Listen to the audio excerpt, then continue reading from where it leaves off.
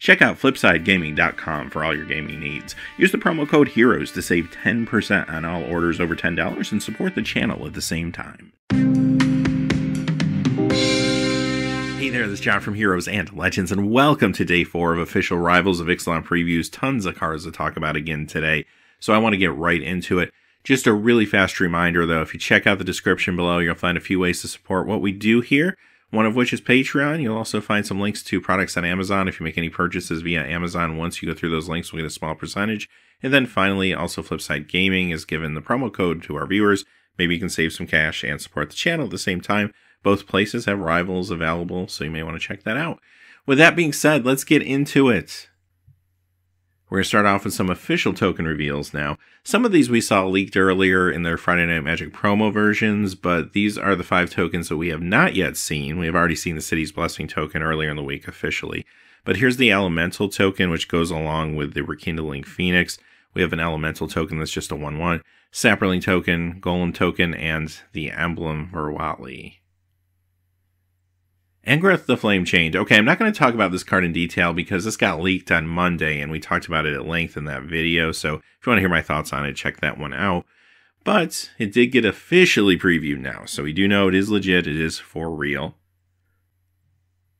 Slaughter the Strong. This comes to us from a Russian language preview card. It's 2 white and 1. It's a sorcery. Each player chooses any number of creatures with total power 4 or less, then sacrifices the rest. Okay, so this is a nice little panic button card, kind of sort of like a board sweep, but not really because it does create situations where some of the creatures could be left behind. What I don't like about the card, just on the surface, is the fact that it does allow, at least in some circumstances, your opponent to make some decisions. They get to decide, at least some of the time, what they get to keep, and that could be bad for you, especially if they have some really good low-power creatures, and there are some in this set. Now, where this card is great is against maybe something like dinosaurs. If you can hit like even 2 dinosaurs with this thing, that are like 5 power or greater, then you probably got more than your money's worth for this 3 casting cost card, right? Now, it might not touch some of the enablers or some curve fillers, but you know what, at the same time, who cares, because you got rid of the real threat at that moment. So it's a nice little panic button. For limited purposes, I would say, yeah, I'm probably going to main deck this card if I'm in white and I happen to have it, because I do think it's a nice panic button. If I'm behind and I need to deal with a large creature or two, it's going to be actually kind of awesome for you. Now, there are times, let's say you're ahead and you draw this, well, it's kind of a bummer because then maybe it's just kind of a waste of a draw. But at the same time, I'll take that risk just in case I start to fall behind. And even if I don't main deck it for some reason, there's a lot of reason to bring it in. Like if you are against a lot of big creatures like dinosaurs or something like that. Could this see standard play? Well, I'm a little skeptical there because there are a lot of good board sweeps right now. What this has going for it is it's cheap. And if you want a cheap one, this might be where you go. But like I said, some things will fall through the cracks. It's important to note, especially if there are some powerful creatures in standard that are a little lower in power. And even beyond that, you have to think, well, is this better than maybe something that is just definitely a no conditional board sweep? Because there's a lot of good board sweeps out there right now. There's other ways you can go. You just have to pay a little more mana for them. So I will say this, it's possible that this shows up in sideboards at some point, depending on where the meta goes. Like this is good against maybe a dinosaur deck or something like that if it does get there in the meta, but I think this is going to be more of a limited card. Sun-Crested Pterodon. This costs a white and 4. It's a dinosaur common with flying. It's a 2/5. It has vigilance as long as you control another dinosaur. Not a lot to say about this one. This is a fine limited card. If you're looking for something that's a nice curve filler at 5, that's also going to be a defensive card, 2/5 is pretty nice, especially in the air. It can get across with a little bit of light damage, or it can protect you even against a larger flyer or mid-range flyer, so that's kind of cool. And the vigilance, if you have another dinosaur, that's great too. So it might not always make your cut. Once you get to 5, there might be a lot of competition for some more aggressive cards, but yeah, some of the time you'll be happy to run this.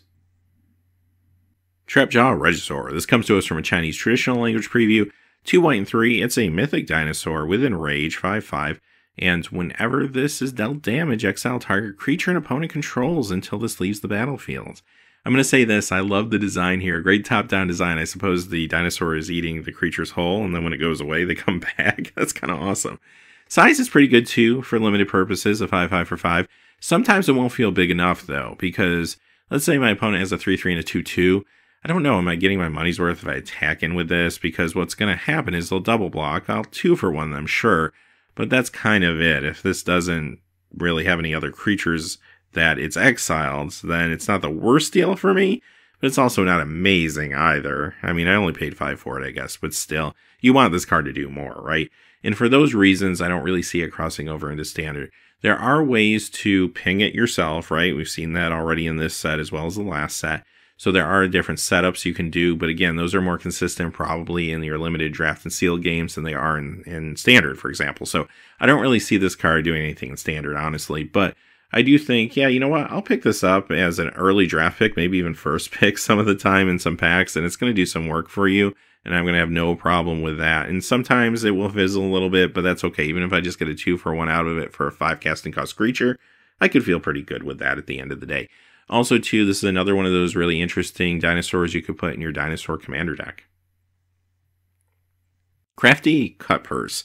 Okay, this costs a blue and 3. Human Pirate Rare 2/2 with Flash. When this enters the battlefield, each token that would be created under an opponent's control this turn is created under your control instead. This is kind of funny to me. Yesterday, we had the big explanation about how you could kind of abuse the effect on Polyraptor. Well, a day later, Polyraptor doesn't look as good anymore, does it? Because someone can just flash this into play and take all your Polyraptor tokens, right? So, I don't know. I think that's kind of funny, actually. And I do think it's a good idea because so many times in recent history, Wizards puts these powerful cards out there without answers to them, and then they have to ban them or else the format just gets very one-sided. We've seen it time and time again. They've done a much better job, and this is the first example of many today that we're going to see, actually, where they put answers in the set. Thank you, Wizards, for that. Now, maybe that Polyraptor thing will never happen, but now, at least if it does, you have an answer for it. So aside from the Polyraptor, what else do you do with this thing? I don't think it's great against like vampires or something in standard because I do think where token generation may be an element, I don't think it's going to be the backbone of that deck or anything like that. So I don't really see like token creation becoming a huge deal necessarily in the next meta, but we'll wait and see. If it does, we have an answer for it. Thank you, Wizards. Again, thank you. Also, this can go a little ways to disrupting things like Godpharaoh's Gift with a token. You could surprise somebody by pulling this out with Flash. So aside from all of that, though, where do you want to play this card? It's not great in limited because it is a 2/2 for 4, even though it has Flash. It is a pirate, though, so sometimes you're just desperate for a pirate in your pool, especially maybe for sealed. Or you played game 1 and your opponent actually does have a lot of token creation, then sideboard it in because you could find some value there. Even if they're only making like 2 vampire tokens with an effect or something like that, and you play this, now you are getting 4/4 power toughness on the battlefield for 4 mana. That's actually pretty good. So there are times where this will feel nice and swingy for you, but don't main deck it, I don't think, because if you're playing against, say, dinosaurs or something, this is going to be really, really bad for you. Now, another place where this could be fun is Commander. Imagine like playing this if someone's trying to go off in like doubling season or something. That could be kind of awesome too. Disperse in the Wind. This one comes to us from an Italian language preview. It's a blue and 2 instant. Exile target non-land permanent. As long as that card remains exiled, its owners may cast it without paying its mana cost. Okay, I'm going to talk about this card generally first, and then talk specifically what I would like to do with it. Generally, it's actually a cool card, right? Instant spell that is kind of a bounce, but the card doesn't go back to the hand. It goes into the exile zone, but they can cast it again. So I think it's kind of interesting, and I'll explain why I really like that in a minute. But first off, you can do all your normal stuff that you can do here. It's non-land permanent. You can bounce anything that's problematic. That could be an artifact, enchantment, whatever. Many times it'll be a creature, and sometimes it'll be your opponent's creature because you're just trying to get extra damage across and use it like a tempo play. Other times it could be one of your things you're trying to protect. There's a removal spell that's gunning for it or something like that. Maybe you have a good enters battlefield effect. You want to replay the card at some point. This could also disrupt tokens for Godpharaoh's Gift or just anyone trying to pull an Eternalized token or just any kind of token, really. So there's a lot of good, versatile things you can do with this card. Here's what I really like about it, though, and here's where it stands out from other cards like this in the past. Since the card is not going back to your hands, this can really hose some of those like Sneak and Show style decks, or perhaps even just Reanimation, because the trick is, like, let's say I reanimate something. We'll talk about standard here first, because reanimation might be a thing in standard, if not now, maybe down the road. So let's say I throw something in my graveyard, I reanimate it.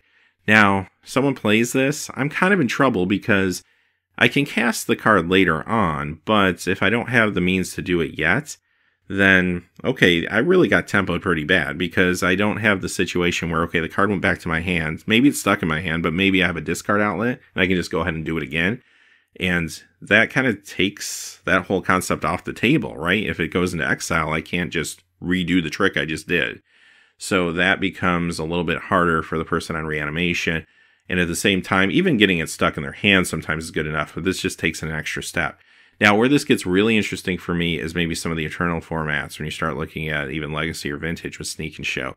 Sneak attack something into play, instant speed, you know what? Exile that so they can't sneak attack it again, right? So yes, there's a lot of good bounce spells that already exist in those formats, but I think this one's special. I think this is different. It actually could see some sideboard play, maybe against some of those strategies. We'll have to kind of watch this one. And I do think, again, I'm glad it's here. Maybe reanimation never amounts to anything in Standard, but if case it does, we have an answer. Thank you. Thank you, Wizards. Quickly, for limited play, great. For all the reasons I said at the beginning here. It's just a card that's a rare, you won't see it a lot, but if you happen to get one, there's just a lot of different things you can do with it. Alright, next we have a card that comes to us from a Spanish language preview. It's Fathom Fleet Mutineer. This costs a blue and 3. It's a human pirate 3/2 with raid. When this enters the battlefield, if you attacked with a creature this turn, you may return target creature to its owner's hand. Kind of like a Mana War style effect, which is kind of sweet, but you do have to trigger it with raid. Makes it a little awkward. But it does have a nice size behind it too for 4 mana 3/2, and it's a pirate. That's going to matter a lot of the time. So where does this see play? Let's talk about limited first, because this thing is actually fantastic in limited. You don't want to play this as a 3/2 for 4. You will sometimes, and it's going to be like, okay, I didn't get there this time. But so many times you will have an opportunity, as long as you have some ways to turn on raid. A couple unblockable creatures in your deck, maybe some evasion creatures, small flyers, stuff like that. If you can turn on that raid and this thing becomes one of those bounce creatures, that's really swingy in limited games. Putting down a 3/2 and picking up your opponent's best thing, making them replay it, that's actually very, very sweet. So these type of cards just generally usually turn out to be very, very good in limited. This maybe is possibly first pickable in some packs. It is a common, so keep that in mind. Beyond that, again, it's also great if you just need pirates for whatever reason. What about Standard? Can it get there? I think that raid trigger is a little awkward, and I really don't think the pirate deck's going to get there. Now, I could be wrong. We have a lot more cards to see before this is all said and done, but I just don't know. It feels like it's a good deck, but not a great deck compared to other things that we have been seeing. So I don't know if it quite gets there. With that being said, I don't know. I wouldn't completely count it out. We have a lot more cards to go. We'll probably have a better idea sometime tomorrow afternoon once we see the whole set. Maybe it does make it in some sort of build because it can be so swingy against creatures. But if it does, it's probably a sideboard card because you don't want to play this against control or something like that most of the time. So it is a little bit niche when it comes to where you're going to play this. And I think it's really more of a limited card. But I don't know. It's got maybe an opportunity to squeak in there. Hornswoggle. This costs a blue and 2. It's an instant, uncommon, counter target creature spell, and then create a treasure token. Not thrilled about this one. Like, would I play this in Draft and Sealed? Yeah, I'd probably play it a lot of the time. Again, depending on my build, as long as I'm not like super aggro or something. But as far as like picking it up in a draft, middle, late pack pick, it would be fine. I'm not picking this up too early. It does deal with some problems, obviously. Basically being a remove soul that gives you a treasure token. Some decks will be better because let's say I'm trying to reach a alternate win condition for like Revel in the Riches or something like that. Then this becomes better, right? Or maybe I'm just concerned with color fixing. I'm trying to get a little greedy in my deck, or maybe a little bit of ramp I need. So those type of decks are going to appreciate this more than just, hey, I want to remove soul for 3. But it's also remove soul for 3, and that's not the worst thing in the world either. As far as Standard goes, yeah, there's better counter magic you're going to be playing as opposed to this one, so I don't really see this crossing over. Negate. Okay, this is a reprint, of course. Blue and 1. It's an instant, common, counter target non-creature spell. As a matter of fact, this card is already in Standard. It was an Aether Revolt, so it gets printed quite a bit, but this guarantees it will be in Standard even longer. And you know what? It's going to be in our limited game, which is always nice to see Negate there. Again, it's an answer for certain things that could happen to you. And most importantly, for me, the art looks really awesome. Like, this is going to be a tremendous foil. Fantastic art on this Negate. So I won't say much more about this one. We kind of know what Negate does. Definitely see Standard play, even if it's out of the board a lot of the times. And you can play this in limited too, even as a main deck card. I do it a lot of the times because even though I know most of the matchups are going to be pretty creature-centric, at some point someone's going to try to hit you with a removal spell or some kind of artifact or something like that's going to try to come out. You always have a target for this. Nasal, Primal Tide. This is 2 blue and 5. It's a legendary creature, Elder Dinosaur, rare 7/7. This can't be countered. You have no maximum hand size. Whenever an opponent casts a non-creature spell, draw a card. Discard 3 cards, exile this, return it to the battlefield tapped under its owner's control at the beginning of the next end step. This was Wedge's preview card from the Mana Source. It's a pretty awesome one. It's an Elder Dinosaur. I love these Elder Dinosaurs. This one, first off, let's talk about Commander first. We'll go in a different direction this time.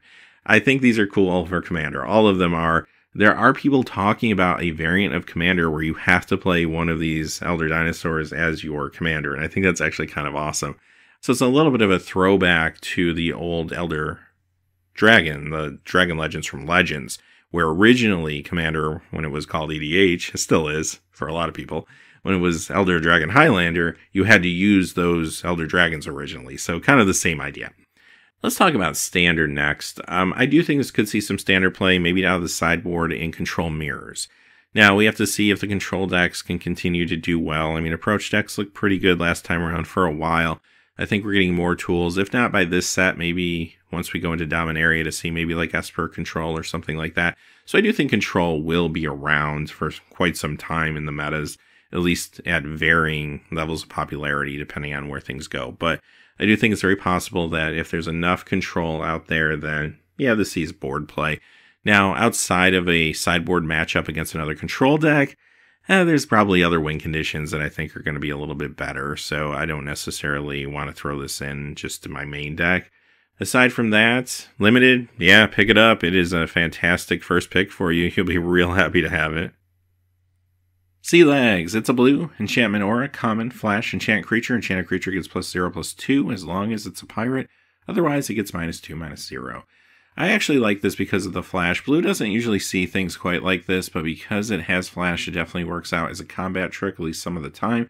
Or you can just use it to buff the defense of one of your pirates, which will be relevant at times too. So either way, depending on how you need to go.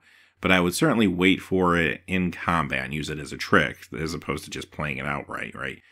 So yeah, it's a pretty cool card for Limited. It's not something I'm going to pick really high or anything, but it'll be a nice pickup maybe later in a pack, and it could make my 17. This next card is a Portuguese language preview, Arterial Flow. Yikes. 2 blue and 1 is a sorcery. Each opponent discards 2 cards. If you control a vampire, each opponent loses 2 life and you gain 2 life.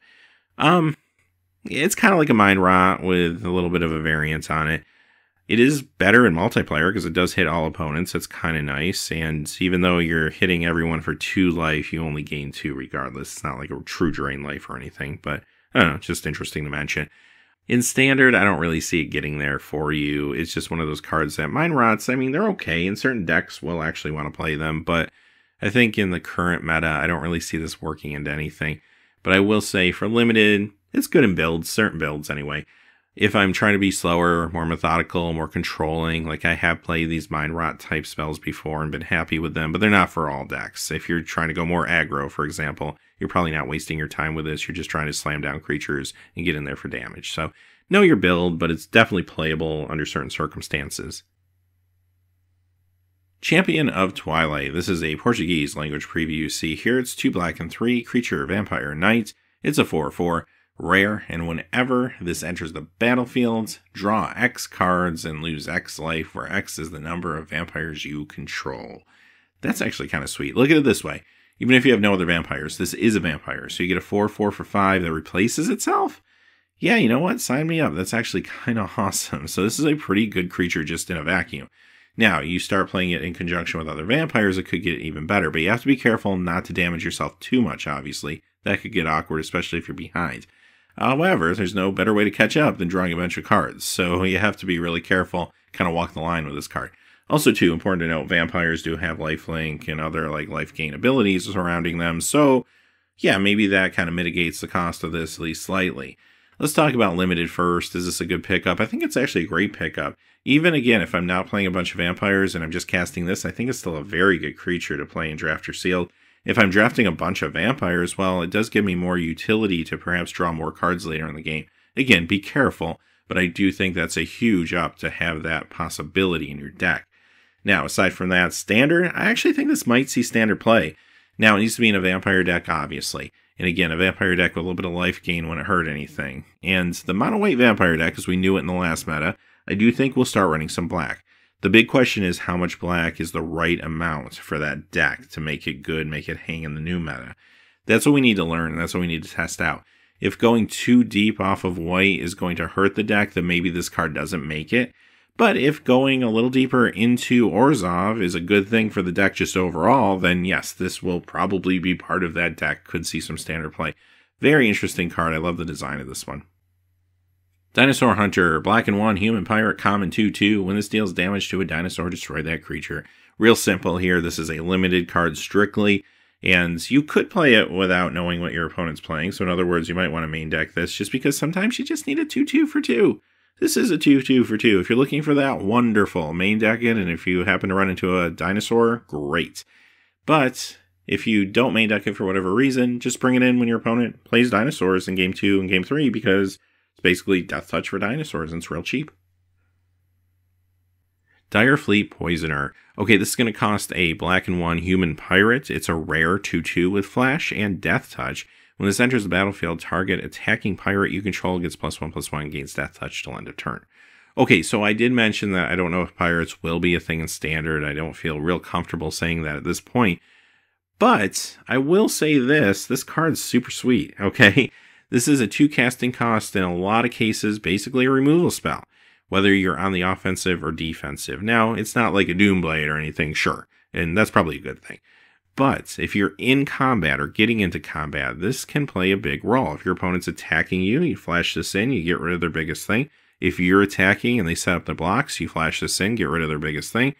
It's actually kind of awesome. I do think because of that, because of its very quick maneuvering that you can get it on the battlefield and surprise somebody, it only costs 2 mana, and it's a pirate too, which could matter.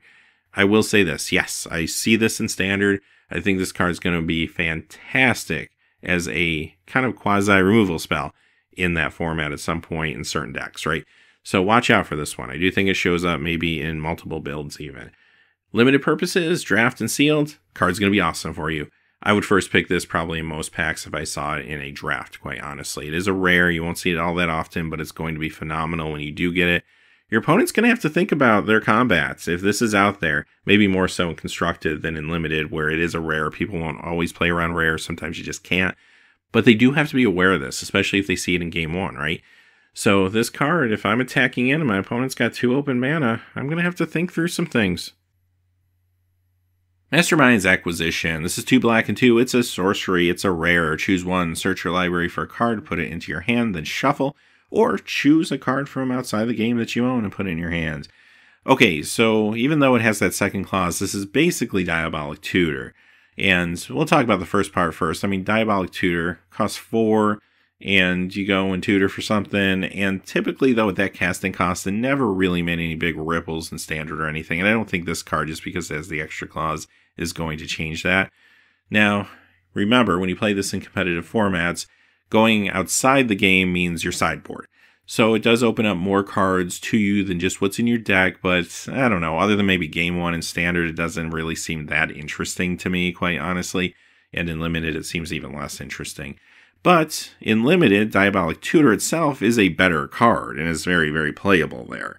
So long story short, what I would do is I would play this probably a lot of the time if I'm in black, if not almost all the time, in draft and sealed, and be really happy with it, because going to get my removal spell when I need it, going to get my big bomb that's going to help me win the game, that is going to help smooth out my deck a little bit, and I like that a lot. In Standard, though, because of the nature of Standard being faster and having a lot more answers across the table coming at you, taking the turn off to tutor for 4 sometimes is a little too much, right? So yeah, it's a cool card. I'm actually glad they made this. I love the design, but I do feel like it's probably more of a limited card. Moment of Craving. Okay, this is a black and 1. It's an instant common. Target creature gets -2/-2 until end of turn. You gain 2 life. I'm not like too worried about the gaining 2 life. I mean, it's nice. But what is really exceptional about this card, it's a 2 casting cost -2/-2 ability. Yeah, sign me up. That's awesome, because minus abilities are nice. They're flexible because if you do damage to, say, a indestructible creature, you can finish it off sometimes with this. Or maybe you just plain want to get rid of a small creature at instant speed. This is fantastic. This card is another one that will see standard play, I have no doubt. This is phenomenal. This is great against aggro. So if aggro is coming at you, a lot of small creatures early on, this comes down and slows everything down a little bit. And that's actually important in this current meta. This past meta would have been important, and it's going to be important, I think, in the next meta coming too. So very, very good card. Sometimes out of the board, I would imagine. I think this is a card you board in when you're playing against those more aggro matchups, but it's still phenomenal. When it comes to limited, phenomenal there too. This is a common. You'll see these floating around. I will say, a lot of packs, I might first pick this, quite honestly. I think it's that good. Pitless Plunderer. This is a black and 3 human pirate, uncommon 1/4, and whenever another creature you control dies, you get a treasure token. So again, for me, this is strictly a limited card. I don't see this one in standard. And if I'm looking for ways to get treasure, this is nice. Again, maybe I'm playing Revel in the Riches or something, but maybe more realistically, I'm just trying to fix color, ramp into something larger. And this is kind of a nice way to go about it. And it's not perfect. I mean, it is contingent on you having other creatures, them dying, so on and so forth. But it is a way, another way to make those things happen for you. It's also a nice little blocker. I don't think this is for every build, but yeah, I could see myself running this a good percentage of the time maybe, and it's a nice late pickup probably in draft. Twilight Prophet. This costs 2 black and 2. It's a vampire cleric. It's a mythic with flying and ascend. At the beginning of your upkeep, if you have the City's Blessing, reveal the top card of your library and put it into your hand. Each opponent loses X life, and you gain X life, where X is the card's converted mana cost. This is a 2/4. Wow, okay. So, it's an awesome card. I mean, the raw power is there, so what can you do with it is the question. I'll get the easy one out of the way first. In limited, yeah, it's not going to come up very often being a mythic, but if it does, yeah, first pick it, it's awesome. Secondly, standard. Can you get this to work in standard? I mean, ideally, what you need to happen is you need to get to the City's Blessing. And I have a big question right now. How easy or hard is that going to be? Because I feel like in some ways it's not going to be too hard in the right shell, but you have to build that shell. And is that shell to help you get to City's Blessing going to be efficient enough to keep you alive while you're being like hit in the face with energy decks and ramming up red and all that other stuff, right? That's the big question for me. And I think until we sit down and play with these cards, I don't know if we're going to have the answer to that, honestly. Now, if you were able to manage the fact that you could get City's Blessing safely, then yeah, this card is going to be explosive for you in standard. I mean, you could do crazy things with it, like use the Forerunners or something to throw huge spells on top of your library, like huge creatures, dinosaurs or something, and then you could turn those and do tons of damage. But that starts to feel a little too cute for me. I think that would be hard to orchestrate and actually work with also trying to get the City's Blessing too. I think that just gets too complicated. Now, without that aspect of it, though, just simply getting the City's Blessing probably is good enough. It's still very good, even if you're randomly turning cards off the top of your library. So I like the idea. I mean, maybe it's the standard play if someone can solve this puzzle. And I think we're going to have to see how these cards actually work together. Now, beyond that, what about Commander? This does hit all opponents. That's kind of sweet. In Commander, you really could like use Vampire Tutor type effects and throw stuff on top of your library that could be really devastating. Again, this is one of those cards people will be gunning for, though. People will know what this can do, so it won't be safe. You want to be able to protect it. But it could be a really fun and sometimes a really big play in Commander, especially later in the game, maybe when you're down to your last opponent or two, and you will have less answers that you have to contend with. So, really awesome design, great mythic here. Blood Sun. Okay, maybe my favorite card of the day. If not, maybe my favorite card of the week. I don't know. I love this. It's a red and 2 enchantment rare. When this enters the battlefield, draw a card. All lands lose all abilities except mana abilities. What? Okay. So this feels like a Blood Moon in a way, but it's different. Now, similar casting cost, obviously. It replaces itself, which is a kind of nice surprise. Now, Blood Moon is going to take non-basic lands, turn them into mountains. So the idea is when you play Blood Moon, you're trying to set up a situation where mountains are fine for you, but any non-basics your opponent's playing, turning that into a source of red mana is hopefully going to hurt them. And usually you sideboard Blood Moon in those cases and trying to hose like the non-basic lands, whether they be dual lands or utility lands. Great against, say, like Urzatron or something like that sometimes. Now, this is a little bit different because it doesn't hose like Urzatron, for example, but what it does hose is fetch lands. Like, this is miserable if your opponent's trying to play fetch lands. The big question, however, is it a little too slow? Because let's say I play this even on turn 3. My opponent now has had 3 turns, basically, to do what they want with their fetch lands. And is that too late in a fast format like Modern, for example? I don't know, maybe it is. I'd want to test it out, though. I feel like if I'm going up against a lot of fetch lands, this could be really, really annoying. And beyond that, again, other utility lands that have other abilities on them, this shuts them down, which is pretty awesome. And there are times where that will certainly be relevant. So where does this go from here? I would like to see some testing with this in Modern, if nothing else. Maybe even Legacy. I don't know. Against certain matchups, perhaps. Again, I do think it's a sideboard card. You have to wait for your matchup. But certain matchups, I think this could be annoying. When it comes to Standard, I'm glad this exists, because we haven't seen necessarily strong lands take over the meta yet or anything like that. But a lot could change over the next few months. And we have some very powerful of these transform lands that were in Ixalan as well as this new set.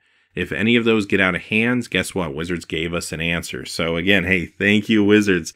They didn't wait like 6 months from now to make this card. They're putting it in right now. It's a stopgap in case things get out of control. That's what they need to be doing. So that's really awesome. So I'm glad it exists, even if you never need to use it. It's good that it's here. And at some point, it could be a standard sideboard card if it's necessary. Limited purposes, I'm probably not super thrilled to get with this card. If I open it as my rare and I want to win a draft or a sealed tournament, it's not going to do a lot for you most of the time. But there are times you will board it in, and you'll know those times. You'll be sitting looking at the board state saying, wow, I wish I had my Blood Sun in play. And then, you know what? Go get your Blood Sun next game. So if you're getting beat down by a land, one of these weird lands, then yeah, bring it in. It could save you, so you never know. But that's not going to happen all that often, I don't think. But it's good to have when you do have it at rare. So, yeah, it's a really interesting design. I love the take on Blood Moon. Just awesome, awesome card. Buccaneers Bravado. This is a red and 1 instant common. Choose one. Target creature gets +1/+1 against first strike until end of turn. Target pirate gets +1/+1 against double strike until end of turn. Okay, this one's actually a really good combat trick, and I love combat tricks in Limited because sometimes you don't have enough removal spells, especially in Sealed, but it can even happen in Draft at times. But if you don't have enough, a combat trick in a pinch can work just as well some of the time. So this is a very good one. I'll be happy to run this, maybe even 2 if I'm short on some magic that can just outright destroy a creature. Now, what about Standard? I don't really think this is going to make it, but if for some reason I mentioned at one point that maybe we would see a more aggressive Rakdos deck with Pirates, if we do and that becomes a successful deck, this could be a part of it actually. That double strike is actually pretty interesting to sneak across your last bit of damage or something like that. So I'm not going to count this one out, but it is very specific probably to that deck build. Mutiny, another good card. This one's a red sorcery common. Target creature an opponent controls deals damage to its power to another target creature that player controls. Just 1 mana for this is phenomenal. Now, the drawback, of course, is it is dependent on board state. Your opponent has to have a couple creatures out, and this kind of has to make sense, right? And it's not an instant, so it's a little bit slower, but I can forgive that considering it only costs 1 mana. This card I do think sees standard play. There's going to be a lot of builds I think that would like to run something like this. Maybe it's out of the sideboard, but I think it might be good enough to main deck, quite honestly. It is a tad situational. And yes, there are some other removal spells that exist out there that are not as situational, but not this cheap. This is a 1 casting cost spell. That's a pretty big deal. You don't see something like this happen that often, especially a common. That's kind of awesome. Great commons and uncommons we've seen in this set so far. So anyway, yeah, I do think this sees standard play. And when it comes to Draft or Sealed, great card. Again, a common I might consider first picking in Draft. I think it's that good. Dire Fleet Daredevil. This comes to us from an Italian language preview card. It's a red and 1 pirate, first strike 2/1.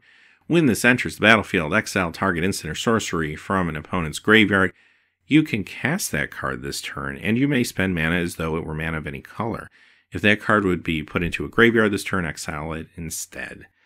Wow, okay, so obviously, immediately you're going to draw the parallel between this and Snapcaster Mage, right? This is a little different, though, because of the biggest reason being Snapcaster has Flash. That's a huge difference. That makes that a completely different card, and that's what makes Snapcaster Snapcaster.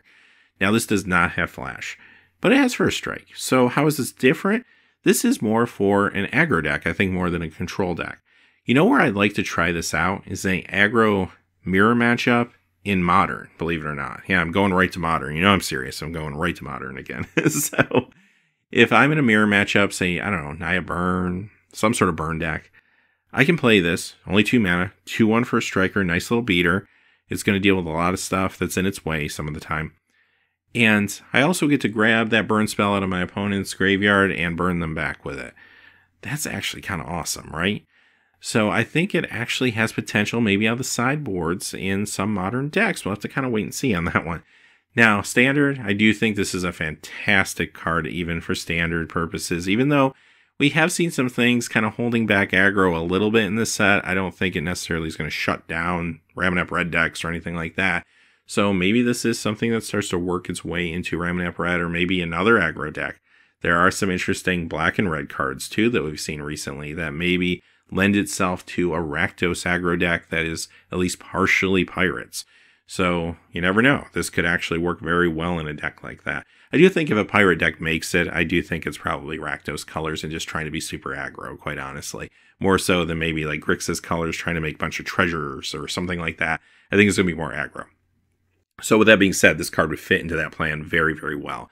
So I think it has some potential there, no doubt. And beyond that, again, great card in Limited. This one's a rare, you won't see it as much, but in Draft, yeah, I'd first pick this and feel pretty good about it. Silver Armored Ferocidon. This comes to us from a Korean language preview. It's 2 red and 5, dinosaur rare, 8/5 with Enrage. And whenever this is dealt damage, each opponent sacrifices a permanent. Wow, that's actually kind of interesting. So it's got a nice size behind it, strong power. The toughness, I mean, for 7 mana, feels a tad weak. I mean, obviously they did that on purpose for balance reasons. Now, let's talk about Standard for 7 mana for what this is doing. Nah, I don't really see it getting into Standard. And as a matter of fact, like, if I was even able to cast this quickly for some reason, having the 8/5 and assuming it doesn't get hit with a destruction spell, I could attack with this. It still could get blocked by a 3/3 and a 2/2. And if it does, I mean, I still 3-for-1 to them, and that's good, but I don't know if that's good enough for Standard, quite honestly, when you're talking about this level of a casting cost, right? So I don't really see it getting there. But I do see it being great and Limited for you for all the reasons I just mentioned, like a 3-for-1 in Limited, and it's much more realistic to cast a 7 casting cost creature in Draft or Sealed than it is obviously in Standard and feel good about it. So I do think it is fantastic there. First pickable, I think, in a lot of packs. And again, another interesting dinosaur for those commander builds. Nice that the ability hits each opponent. That's actually kind of cool for multiplayer. Sun-Collared Raptor. This is a red and 1 dinosaur common, 1/2 with trample. Pay a red and 2, and it will get +3/+0 until end of turn. So I'm usually not a big fan of playing 2-drops that aren't at least 2/2. I'm spoiled like that now with my 2/2s for 2. Now, with that being said, sometimes if you play dinosaurs and you're all in on like a dinosaur draft, you do need some curve fillers, and it's nice to have them be dinosaurs. So, yeah, I could see myself playing it in those circumstances. Now, a 1/2 trampler is kind of underwhelming. Later on, I can pump it for some extra damage, so that's actually kind of cool. And it's actually repeatable, so I can pay for this more than one time. It's not just one time per turn, so keep that in mind. I can pay a red and 2, and then another red and 2, and we'll get +6/+0. And yeah, you know what? Maybe I can actually get some damage across with this later in the game. So what's nice about this is it's okay early in the game, but it's actually a lot better later in the game, which is something you don't see all the time with cards like this. So yeah, it's very playable in the right builds. Again, maybe you have different 2-drops and you have a different strategy and you skip this. That will happen some of the time, but it's very playable, especially in a dinosaur build. Naturalize, another reprint. This is a green and 1 common instant destroy target artifact or enchantment. We haven't seen this in a while. I think it's been Dragons of Tarkir the last time we saw this in Standard, I believe. So it's been a while. And this is one of those classic cards that's been around. I want to say Onslaught is when it started, if my memory serves me correctly, where they kind of color shifted Disenchant into Naturalize. And it's been pretty popular over the years. It's a great card. See Standard play, even if it is out of boards. So I have no doubt it could again. It's funny because not that long ago we got a Braid into the format, and it really did start to hold back, at least a little bit, some of the strategies out there. Creatures like Torrential Gearhulk or Walking Ballista even, to some degree anyway. And the vehicle strategies kind of got nerfed a little bit thanks to that card existing, but they didn't go away. Well, Naturalize just piles it on a little bit more. I mean, there are cards like this that already exist, but they typically cost 3 and try to do some other ability, like give you life or something. And those are fine, but this is so much more better. Big difference between 2 mana and 3 mana. And you can keep the life. I'll play this any day of the week. So, yeah, Naturalize is awesome. Glad it's back. And this is great for you in Limited too. There's a lot of things out there that need answers like this, and you'd be surprised. Sometimes even main decking this isn't a bad idea. I've done it before. Probably the right thing to do is sideboard it in when you know you need it, but I have done it, and that risk has paid off more often than not. Resplendent Griffin. This is a blue, a white, and 1. It's a Griffin, uncommon 2/2 with flying and ascend. When this attacks, if you have the City's Blessing, put a +1/+1 counter on it. It's okay, like an okay limited card again. Not something I'm high picking in draft or anything like that. Maybe I can get it middle, lower portion of the pack. And for standard, yeah, you're not going to see it there. But sometimes in sealed or draft, like you're just happy to have some evasion in the air. So okay, 2/2 flyer for 3 mana, even if it's 2 different colors. I see myself playing it at least a percentage of the time. Now the Ascend is kind of nice, but it's going to take some time to get there. When you do get there, maybe it's too late for this card to matter. That's the problem, because it does have to get an attack trigger for it to grow. So it attacks, finally, when you have the City's Blessing. It attacks in as a 3/3 at that point. But is that good enough later in the game? Maybe not. A lot of the time it won't be, anyway. Some of the time it will be. So if it is wonderful, you get a lot of extra mileage out of this 3-drop, but that's not something you can rely on, in other words. So yeah, it's a fine card. I mean, not super exciting, but I can see myself playing it some of the time. Some of the time I skip it if I have better stuff. Deadeye Brawler. This is a black, a blue, and 2 human pirate 2/4. It's an uncommon with Death Touch and Ascends. And if this deals combat damage to a player, you get to draw a card if you have the City's Blessing. So this is kind of interesting. I think it's a little too expensive for standard for what it's doing. So let me throw that out there right away. But for limited, it's a good uncommon for you. I mean, a Death Touch 2/4 for 4 is going to feel really good if you happen to hit the Ascend, which I think will happen more often than you think, especially if you're playing with other pirates and making treasure. Then, yeah, wonderful. You get Curiosity built into. Great card for those purposes. Maybe not always my first pick in a pack, especially considering it's 2 colors, which I like to wait a little bit before I start getting into those. But it is a decent pick if I think I'm going to be in those colors. Raging Regisaur, a green, a red, and 2. It's a dinosaur 4/4, and when this attacks, it deals 1 damage to target creature or player. So it's kind of nice because it can turn on Enrage for other dinosaurs, or it can take out a small creature on your opponent's side, or just hit your opponent if it's got nothing better to do, so that's just fine too. And for 4 mana, even though it is 2 different colors and limited, that actually feels quite strong. So I'm not always going to necessarily play this because maybe I have better 4-drops some of the time. And if I don't have enraged targets for this card probably becomes a little bit worse. But there's many times, and probably I would say the majority of the time, I'd be happy to play this as long as I'm in those colors. Not really a card that's going to cross over well into standard or anything like that for the casting cost. Path of Metal, which becomes Mezzali, Tower of Triumph. This one's interesting. White-red, legendary enchantment. It's a rare. When this enters battlefield, it will deal 1 damage to each creature that doesn't have First Strike, Double Strike, Vigilance, or Haste. Whenever you attack with at least 2 creatures that have First Strike, Double Strike, Vigilance, and or Haste, transform. Now, the legendary land it transforms into can tap for a mana of any color, or you can tap a red and 1 and tap this land too. It will deal 2 damage to each creature, a white and 2 and tap, and you get to choose a creature at random that attack this turn and destroy that creature. Okay. So you are jumping through some hoops to turn this. When you do turn it, is it a good card? It's not bad, but it's not anything crazy either. So where do I use this? If I'm playing a limited game and I have a lot of enraged targets, yeah, I might play this if I'm in these colors because it only costs 2. Granted, it's 2 different colors, but I wouldn't be completely off-put to use this as an enrage enabler. And then maybe if I get lucky, it turns at some point and the abilities are okay too. Once I do turn it, okay, I can pay to do 2 damage to each opponent. It is each opponent for multiplayer, so keep that in mind. And that's okay, especially later in the game if you need to get those last couple points of damage across. Maybe you have more of an aggro plan or something like that. The third ability is interesting too, choosing a creature at random that attack this turn, destroy the creature. Kind of high variance, but it does allow you to get rid of some things like even hexproof because it doesn't target the creature. Not that that's going to come into play all that often or anything, but just interesting to mention. So with all that being said, I don't see this crossing over into standard or anything like that. It just doesn't do enough, and it's asking for you to do a lot for a, I don't think, big enough payout, quite honestly. A high variance at times payout. So it doesn't get there. And for limited, it's very niche. I mean, I might play it if I want to trigger Enrage. Other than that, I'm probably skipping it. Siegehorn Ceratops. This is a white and green dinosaur rare 2/2 with Enrage. If this is dealt damage, put 2 +1/+1 counters on it. Let's talk about limited first, because I think this card does excel there. It is 2 different colors, so You do have to think of this more sometimes as a turn 3 or turn 4 drop than always a turn 2. But still, it's only costing you 2 mana for a 2/2 with tons of upside, and it's a dinosaur. This card's super sweet, okay?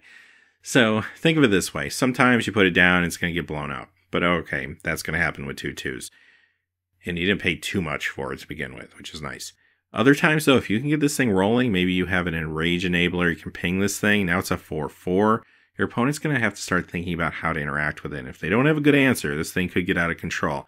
So you're getting tons of upside here for the 2 you spent on it. And that's super sweet. So as for standard, it's actually an interesting card. If a dinosaur deck can get there and is comfortable running this as a green and a white early on in the game, then yeah, maybe it does see standard play. Now that's a lot of ifs though, because we have to assume the dinosaur deck gets there in the meta, and we have to assume that it's comfortable playing these colors, especially in early turns.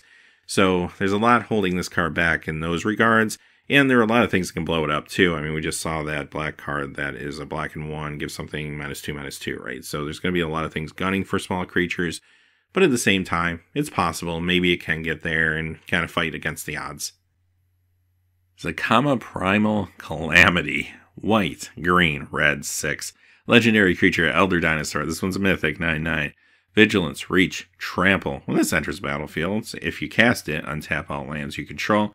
Red and 2, deals 3 damage to target creature. Green and 2, destroy target artifact or enchantment. White and 2, you gain 3 life. And notice those are mana sinks, you can use them repeatedly. Well, here's something for all you Commander fans out there. Basically, here's the problem with this for standard. I mean, obviously, it's probably pretty glaring, that huge honking casting cost you're looking at. But I have mentioned before that, you know, we have all this great ramp. Where's the target to ramp into? Is this the target to ramp into? It's actually not. Here's the problem. Because this thing doesn't have a way to defend itself. Like, it doesn't have hexproof. It's not indestructible. So you could go through a lot of trouble to cast this thing, and then it could just get blown out of the water with just a normal removal spell. And you're not having a pretty good day at that point. So, yeah, this card is a little awkward for those reasons. I mean, sure, even if someone uses a removal spell, you might have a chance to untap your land and use some of these abilities, put those on the stack, right?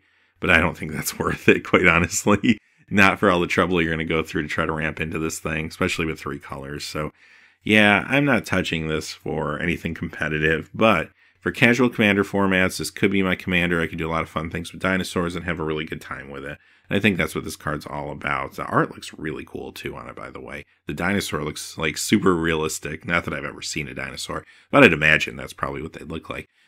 So, yeah, just a fun card. I'm glad they made it. It's really awesome, but it's really for casual play and commander. Alright, we got another transform card. This one's Azor's Gateway. It's a mythic, 2, legendary artifact. Pay 1 and tap. Draw a card, then exile a card from your hands. If cards with 5 or more different converted mana costs are exiled with this, you gain 5 life. Untap it, transform. Become Sanctum of the Sun, legendary land. Tap, add X mana of any one color to your mana pool, where X is your life total. Wow. Okay, so here's the deal, though, with this card. First off, it is cheap, but it's going to take some time before you're actually able to pull this off. I like that it draws a card, so when you're pitching stuff, it's replacing it, but it's also awkward because it's asking you to pitch stuff with converted mana cost. You might be like drawing into lands and such. Very, very high variance, and it's going to take a while to actually turn this card. And also, too, these things are being exiled, so they're not even going to your graveyard to use as like maybe a pitch spell or something like that, which is a little weird, too, because again, maybe if you were throwing things in your graveyard, there might be a dual purpose or something like that, but not in this situation. Now, once you flip this, you do potentially have access to a ton of mana. And also, it's mana of 1 color. So, yeah, there's some limitations there you have to be aware of. Limited purposes, probably not. Just way too much setup with probably too little payout. Because really, what are you using the mana for most of the time, right? That's the big question. That's also a big problem when it comes to like standard. Huge, huge setup. Way too much for standard. And also, even if you did get there, what are you doing with this? Because we've had cards like Growing Rites of Itlamok, and we haven't really found anything to do with them yet. Now, maybe this set will change that, but yeah, I don't really see this doing anything either front or back in standard. Commander? Yeah, you know what? Maybe it's not the most powerful commander card, because let's face it, when you're trying to do this, people are going to be gunning for this artifact, right? They're going to not want you to get all of this mana. Start at 40 life. So you could have access potentially to tons of mana. You could dump your hand, you could use X spells, who knows? The sky's the limit, right? So there's a lot of crazy broken things you can do if you can get there, but your opponents are probably going to stop you from getting there, let's be honest, right? But with that being said, Commander's all about having a good time, having fun, playing casually some of the time. So, you know what? I would try it out there. I think it would be a fun card if nothing else. Arch of Araska. It's a land, it's a rare, it has Ascend. Tap it for colorless mana, pay 5, tap, draw a card, activate this ability only if you have the City's Blessing. Okay. Wow, we've come a long way from Library of Alexandria, haven't we? Which isn't a bad thing, obviously. Library was way too powerful. This is a little underwhelming, though, I'll be honest with you. So here's the thing with this card. Where do you play it? We'll talk about Limited first. Sometimes I play it. I'll explain that in a second. Standard, I don't know, even some decks in Standard might try to play this. And here's my barometer for whether I'm going to try to run this card. A lot of people will see something like this and they'll say, well, you know what? It's not the best card in the world, but it is a land. I can just put it in my mana base. It's not taking up a spot from anything else. So, hey, like, why not? Well, here's the answer to why not. If you're putting it in your mana base, it could be okay some of the time. But if you are really working at getting multiple colors, maybe you have a 3-color deck, maybe even you're splashing a couple things aggressively, whether this is any format, Standard, Limited, whatever, then you do have to kind of think about the fact that if you put this in your mana base, you're diluting your potential to get the colors you need. And that's a big problem. Now, the difference being, if I'm in a monocolor deck, or maybe I'm in a 50-50 split 2-color deck or something like that, well then, you know what, I probably can afford to put this in, and it's not going to burn me that bad. And if that's the case, then, you know what, there could be some decks in Standard that do run this. And there's definitely draft and sealed decks that could run this. So you just kind of have to know your deck and just be careful before you start throwing too many things like this in there. Now, if I really, really, really want this card in Sealed or Draft, and I'm still being greedy with colors, well, I could still put it in. I just have to probably count it as one of my spell spots, as opposed to a land spot. Just think of it that way. But I don't really see myself doing that unless my pool is like really weak, quite honestly. Drawing a card is awesome, don't get me wrong. Tapping 6 of your lands to draw the card only after you hit the City's Blessing feels a little awkward to me, okay? Not to say that it's not going to be good some of the time for you, but there might just be better draw spells that you get in your pool as opposed to this one. So, you know, just think through it a little bit. There are times where you can play it and it's going to be just fine for you, though. All right, with that being said, hey, guess what? Those are the previews for today. And today's our last day of previews. Tomorrow, the rest of the set is going to be out. So we are going to start our full set review, starting with all of the white cards. Until then, though, hey, thanks for watching. Please remember to like, subscribe. Have a great day. Hey, thanks for watching. This video is made possible by the generous support of viewers like you on Patreon. Check out the description below for links to our Patreon page as well as our Amazon affiliate store, where a small percentage of all sales will also help support the channel. Finally, if you haven't had a chance yet to subscribe, hit that subscribe button so you don't miss any new videos on Heroes and Legends. Talk to you again soon, and have a great day.